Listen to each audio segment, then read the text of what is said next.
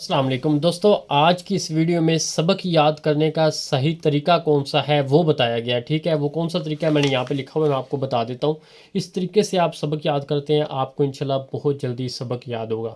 اس سے پہلے جن بچوں کے امتحانات، ایگزام، پیپر وغیرہ ہیں، ذہن کمزور ہے، کچھ بھی ہے، آپ دعا کروانا چاہتے ہیں تو نام اور کلاس آپ نے ہمیں بتا دینی ہے. انشاءاللہ ہم دعا کرتے ہیں کہ اللہ تعالیٰ آپ کو کامیابی فرمائے. اور دوسرے نمبر پر کمنٹ میں آپ بتا سکتے ہیں. اچھا، سب سے پہلا پوائنٹ یہ ہے کہ سبق یاد کرنے کے لیے آپ نے جب بھی پڑھنا ہے ٹائم ٹیبل بنا کر پڑھنا ہے. دوسرے نمبر پر جو پڑھنے کا صحیح ٹائم ہے وہ فجر اور مغرب کے بعد ہے. اس وقت آپ نے پڑھنا ہے. آپ کی نیند پوری ہو 6 سے 8 گھنٹے تو آپ کو جلدی سبق یاد ہوگا.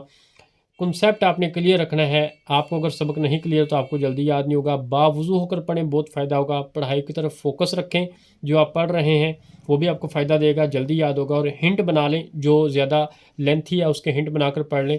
اور گروپ سٹڈی یا سیلف سٹڈی جو آپ کو بہتر لگے.